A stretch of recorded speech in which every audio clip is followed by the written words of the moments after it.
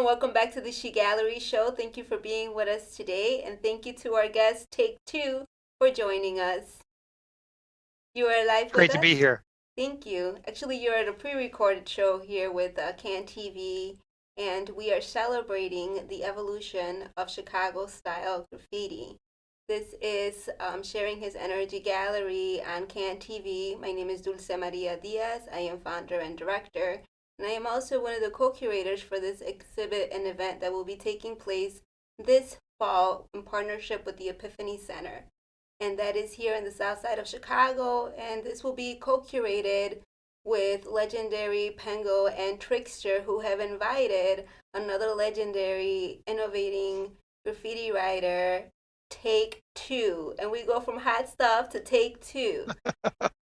First Yes, generation. my old whack nickname, Hot Stuff. But yes, it's great to be here.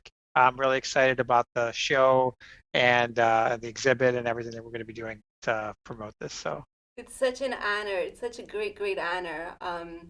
And last two segments, you all had the chance to meet B-Boy B, who was one of the founders of ABC. And you got to listen to some of his stories, some of his history. And you may remember that he goes into a hot dog stand to recruit this kid because he was told that this kid tags and he gets down. And this is this kid. Here we go. Take two, take two. yeah, that was me. B-Boy B came into the Roxy back in '84 and recruited me to join the artistic bomb crew. Was very excited to join uh, such a prestigious group of graffiti writers. Awesome. So let's go back to your history now. We go into, we're talking about graffiti, but graffiti is just one of the elements of hip hop. So why don't you talk to us a little bit about what hip hop means to you? Yeah, sure. So hip hop to me is about like unity first and foremost because hip hop allows you to mix things together that normally didn't go together. So if you think about early on, you had like jazz musicians taking um, scratching music and rap and weird funk and putting it together to make music.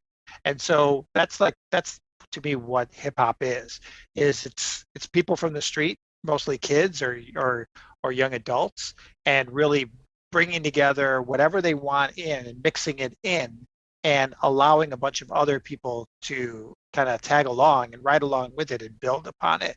And it doesn't matter what your background is, where in the world you are, you're just contributing to this kind of movement that started in the '70s and is still moving through today. In the 70s.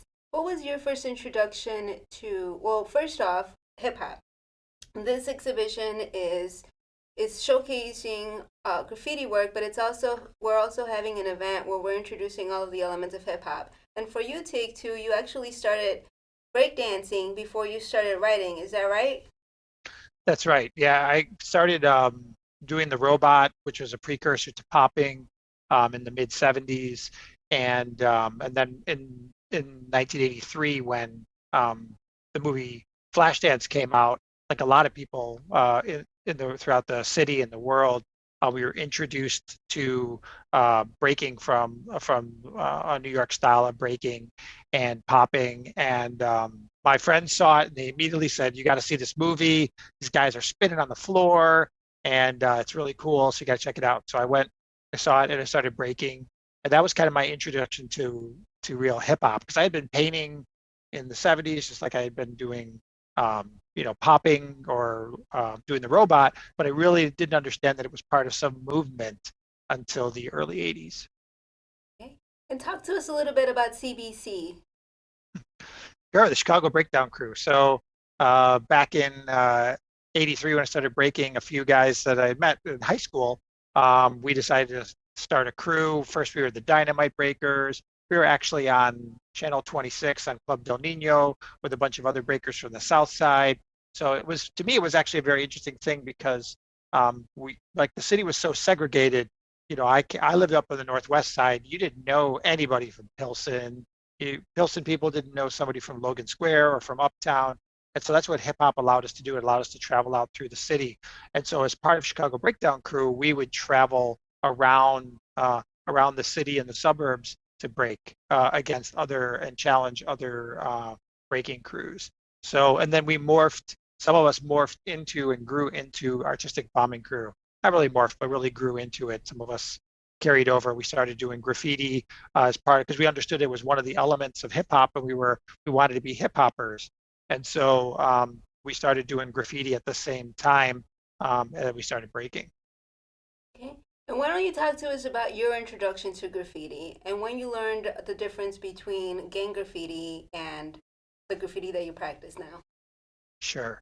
So even when I was younger in like a middle schooler, I was doing bubble letters and stylized letters.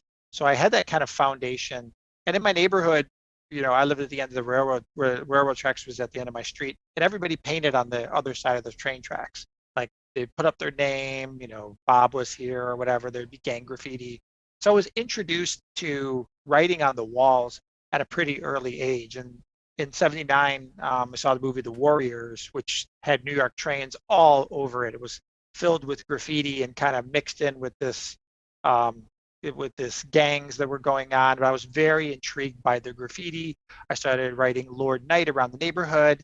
But like, because the city was so segregated, you didn't get a chance to meet other people that were doing things like that. So it kind of died down. And I didn't really understand what it was until 83, when we could see, rap and graffiti. We could see all these different elements coming together, the breakdancing, into one large movement. And that's when I realized it was part of something that was bigger than what I might just see on my movie screen or TV screen. Wow.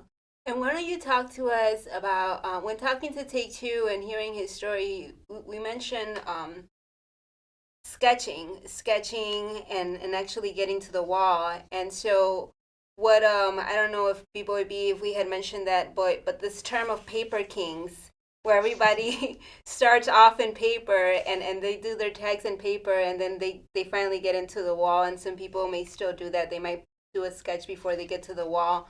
Why don't you talk to us about your part of history where you started off as a paper king and the competition where you first did your first mural? Let's hear about your first mural. Yeah, sure. So it's 1983 and coming into 84, we're doing graffiti. We knew that breaking and graffiti went together. So we would do the name of our crew, Chicago Breakdown Crew, on paper. And as we evolved different nicknames, I was like TNT from the Dynamite Breakers, and then I was like Hot Stuff from Chicago Breakdown Crew. And so we were always experimenting, trying to come up with names and creative ways to draw them. And I would write Hot Stuff with flames on it and stuff like that. And so and we started to get a little rivalry going on within the crew, like who was the best graffiti artist. And so we said, all right, we're gonna have a contest. Tomorrow we're gonna see who's the best one. They said, so bring your best graffiti tomorrow and we'll pick a winner. So everybody in the crew, they were drawing, and that night I took paint and I went and I painted my first piece. I did Chicago Breakdown Crew with two buildings, the Sears Tower going this way and the John Hancock dancing that way, because we were breaking, and to me nickname Hot Stuff. And so then the next morning came and they're like, all right, well, where's your sketch? And I said, oh, I'll show it to you. I left it over here. And we walked over and I showed them the wall. And they said, well, you won then, obviously, because you painted a whole wall and we just had little scraps of paper. So yeah, and I was hooked. Like just the energy from painting a mural versus like drawing in a sketchbook, completely different. Painting at night, you can't see the whole thing. You see this really big, like 20-foot long piece versus 6 inches on a piece of paper that you're drawing. Way different. You can turn the paper around and draw a straight line this way. You can't do that on a wall. So it's like it's challenging. You're taking things you find a garbage can and turn it upside down and standing on it to paint. So it's like it's all about problem solving and doing a very creative thing. And the reaction that I got from the crew, I was hooked. Nice. Now that's a challenge. It's a personal challenge, and it's very innovating during this era. And at some point, you started being involved in competitions. I know B-Boy B talked about Janelles, and Janelle seems to be kind of like a significant place for a lot of the youth during this era. And and we've talked about the influence from Chicago style graffiti to, I'm sorry, from New York style graffiti and the influence to Chicago style graffiti.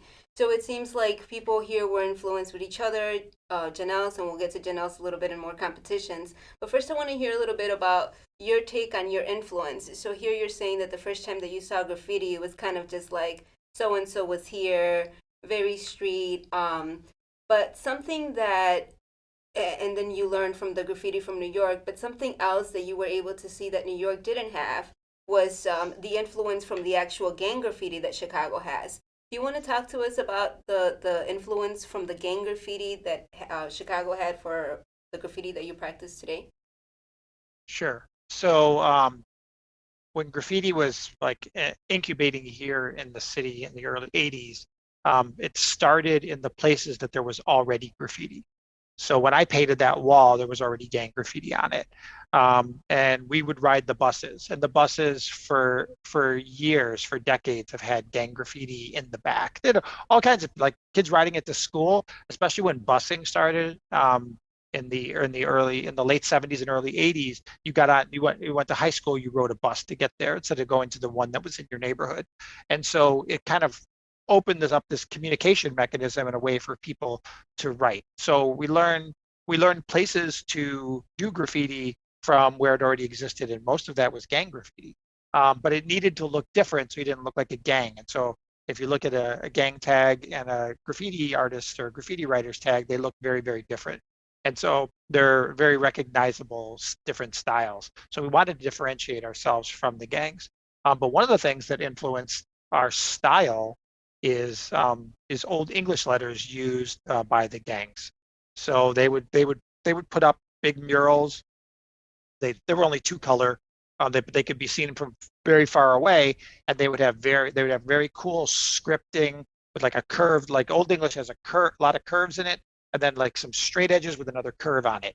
And so if you look at our graffiti today in Chicago graffiti, you can look at Trickster, you can look at Pengo, you'll get mine, you'll see this kind of curved and sharp edges along, and that's kind of ingrained in our style. And it has, I would argue, roots in the Old English letters that we grew up seeing throughout the city.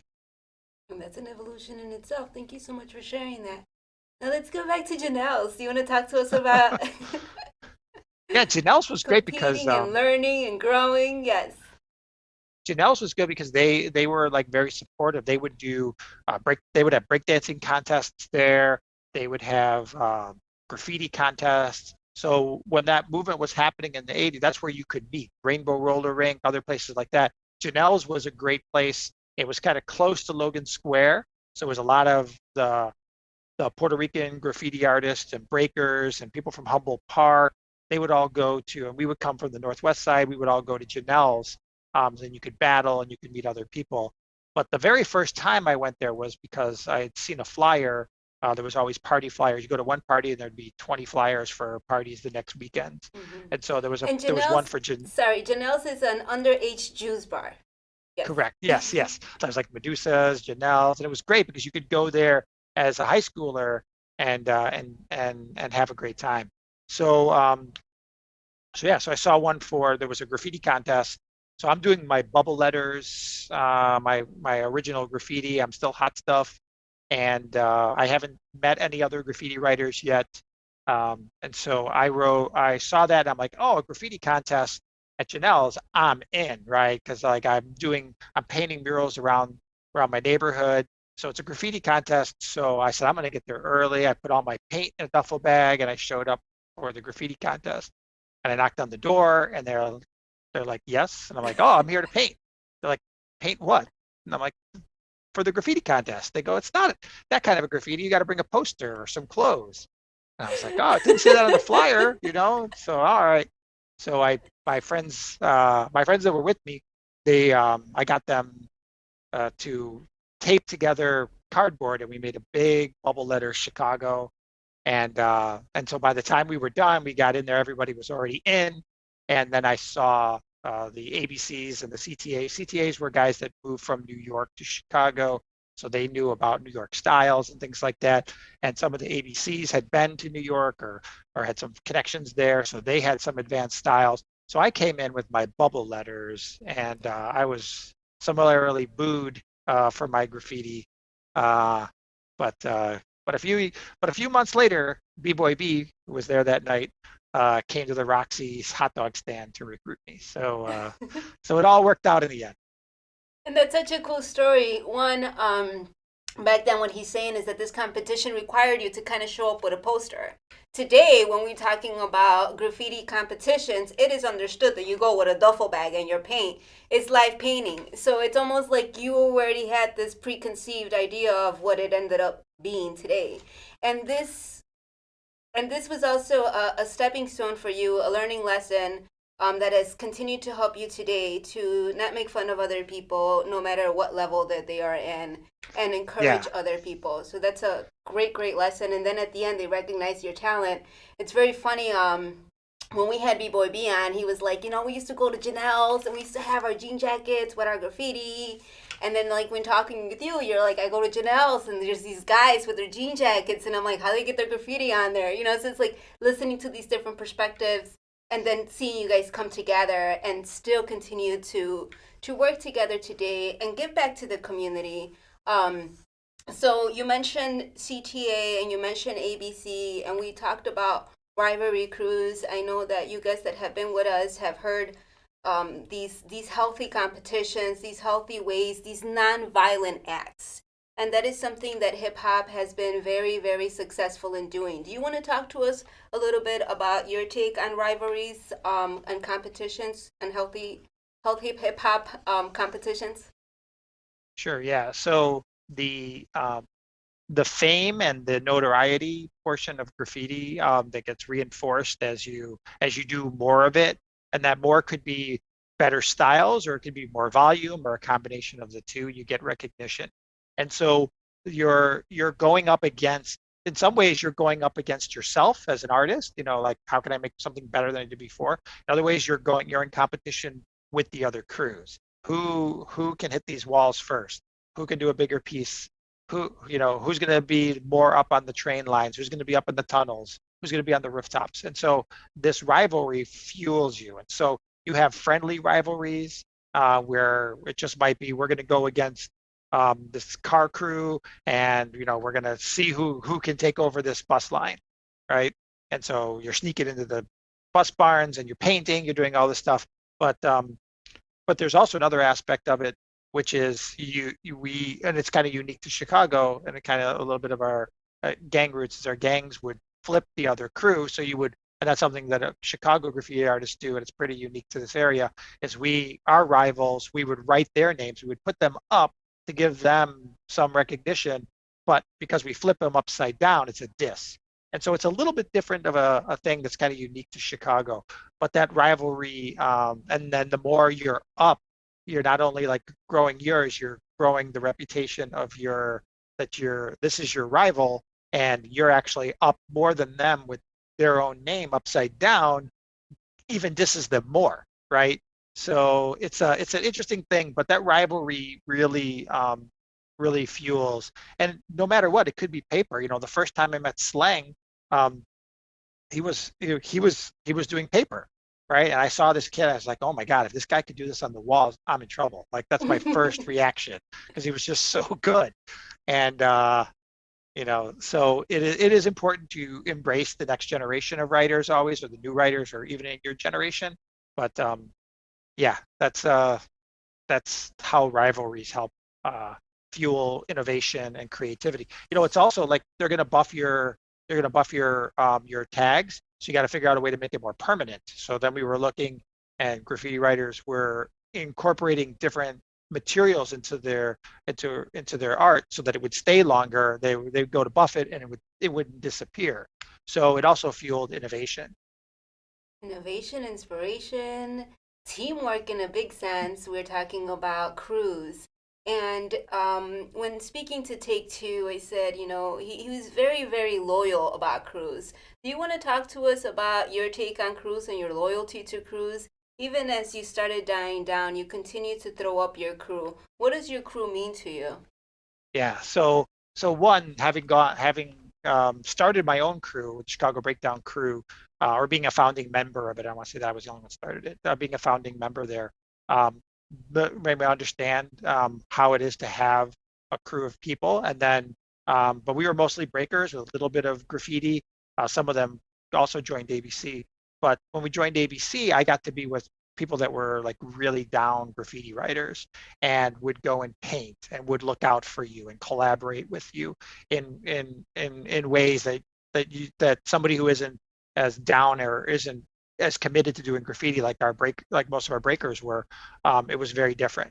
And so I was very loyal to the crew. When I was like, oh, CTA is our rival, I was like putting them. I was in New York, I was putting CTA upside down, like everywhere I could write or everywhere I write ABC, I was write CTA upside down. But the crew is very important because they push you, they collaborate with you, and they make you better. And so for me, whenever I would paint, I would be like, oh, I've done like 3 or 4 pieces of my name. My name is very important to me because it's how you get the notoriety. But I'm like, I got to do an ABC. So I'd either do an ABC in my piece or just do a piece that was the name of the crew. And that bolsters the reputation of the crew. You know, when the South Side writers and the North Side writers would first come up to Logan Square, they would ride the train line, and when they came up out of the tunnel from Division into Damon, the first thing they saw was this humongous ABC piece, and that was their introduction to our like the Logan Square graffiti was a humongous ABC piece, and that was very very important. And so yeah, the crew is one of the most important things that you can have. Your crew, you guys get walls, you get resources together. I mean, without the it's hard to be a one man crew Very cool. or One one thing. woman crew, I should say. I don't want to be sexist. Thank you. One thing that really stood out was when Take Two was talking about resources, like, oh, well, the pieces were really colorful, and that was mostly because that's all we had. Like, so we were just using the scraps or whatever it is that we needed. And when one of my crew members would tell me, use this blue, I wouldn't question it. I would just trust my crew member. So that's something else that seems really important, I think, is the trust of you art. I mean, like art colleagues, people can call them, like, can call writers now, that writers consider themselves writers and not artists, but artists probably look at writers like artists because you are creating something very beautiful and aesthetic and original. And I think that that's something that is that's what it's evolved into. What is that like for you? Like seeing that something that you did as a kid, just writing on the walls, has turned into this entire like movement. And how has graffiti helped you through your career today? Yeah. So one, it's amazing that it's grown this much. You know, when I was originally doing it, I was very concentrated on being famous in the city of Oh yes, Chicago, the fame. How could I leave the fame out? We'll go back to the right? fame. Oh, that's okay. But that was the thing is you wanted to be fame. Like part of it is it is fame. Hmm. And And so trying to that's be fuel. original. Like, how can I be like more original? Like, how do I get like this unique fame? Like, you know what? I'm really thinking about how I'm gonna be famous. And we'll go to your O'Hare story to understand the depths and then the success stories that you have had with obtaining this fame. But Yeah. So like you want to be famous, and so you'll do you'll like I said, you can do volume or you can do quality or you can do a combination of the two. And so I was trying to be a balanced writer, try to do as many pieces and a lot of bombing. So some people had more pieces and some people had more tags, but I kind of had a good mixture in the middle. But that also meant that I might miss something. Like I missed the whole uh, painting um, painting the freight trains because I was like, oh, that's going to leave the neighborhood and no one's ever going to see it. So like you're wasting paint, and that was a complete miss on my part. But fame was a big part of it. And it's really was that, and the reason why I wanted to bring up the trains was that extended graffiti out in your ability to influence further. And then the internet came and you could influence worldwide even. You didn't have to be in a book, you could be on the internet. So fame is a huge part of it. But you had mentioned like how does like learning graffiti skills apply and help you out in a non hip hop setting. And so I would say if you're going to coordinate 5 or 6 people to all get together at a very certain period of time, bring certain types of supplies, figure out how to get up on a roof or into a train yard, and then you have a sketch that you have to agree on, and you all paint it, and then you got to all leave together. All that coordination is exactly what like something like a project manager does, right? Or you know, sometimes a lot of people have understanding scale. Like I mentioned earlier, like that you draw a sketch and it's 6 inches on a piece of paper, but it's going to be 20 feet. How about 40 feet?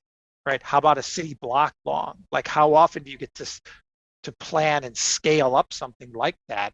And that's something that graffiti artists do all the time. Maybe not always like a whole city block, but you're scaling up your drawings, and you're having to do, depending how you're doing graffiti, if you're doing it legally or illegally, you're doing it in broad daylight, or you've got a ladder, or you're improvising in the middle of the night. So it brings problem solving skills, creativity, colors, all the color matching you have to do if you want to be a designer. Because we grew up, we know nothing about color theory and the color wheel. You're starting to learn those, and um, what you can bring to the table. So all those skills that you're, and the practicing and the discipline all apply outside of graffiti. Thank you for that. So it's very important. It's a foundation that has helped shape you, your life. And here you are now, and you are joining us for this very special exhibit, The Evolution of Chicago Style Graffiti, hosted by S.H.E Gallery with the in partnership with the Epiphany Center for the Arts. We only have a couple of minutes left, but I just want to share um, that the pieces that will be up, all proceeds that would be sold from his pieces will go towards a scholarship that Take Two is putting together to give back to the community. So if you can just talk to us a little bit about the scholarship and what it is that you have plans for the community. Yeah, so and thank you. So I feel blessed that I've been lucky in life. I've been able to take my graffiti skills and my life skills and build myself a career in marketing. And so now I've got an opportunity to give something back. So starting what's hopefully going to be an annual scholarship award to Chicago graffiti artists, Chicagoland area graffiti artists, um, to help them meet some of their college costs. So it'll be a small thing that they have to do just to show that they're a graffiti writer. They will tell us a wonderful story, write a short story about a graffiti artist that passed away. It's important for me that graffiti artists understand their history. That's why I like this exhibition, because we're going to be talking a lot about Chicago history, and then what graffiti means to them. And then we will pick out of those an artist that can get $1,000 award for college. And the more art that I sell at this will only fuel more of these in the future. So Yeah, and we'll surely be sure to support you as well, so that we'll also be able to contribute towards these scholarships. It's such a great thing that we're able to do. And speaking with B-Boy Bean, speaking with you and so many of these graffiti writers, it's just like kids looking for a place to be. And today we are faced in a city where there is a lot of violence that is still going on today. And there's a way that we can try to help give back. And I think that hip hop is a culture that like does that organically. So thank you for giving back. Thank you for being with us today, and thank you for being a part of this very special show. We have 1 minute. If there's one more anything that you have left to say to the audience. yeah, for me, it's more to thank you, and to for everything that you're doing for us and the graffiti writers. We graffiti writers are looking for respect, just like anybody else that's an artist, and you're giving us more, maybe more than we deserve sometimes. So I really appreciate that. Very excited to be part of this exhibition, and the things that we're going to be doing at the event. So thank you for your commitment and what you're doing, and getting the word out and promoting this important part of our culture. Thank you. And we do look forward to being back with Take Two for a second round. Thank you for being with us. Nice. Take care. Bye. Peace.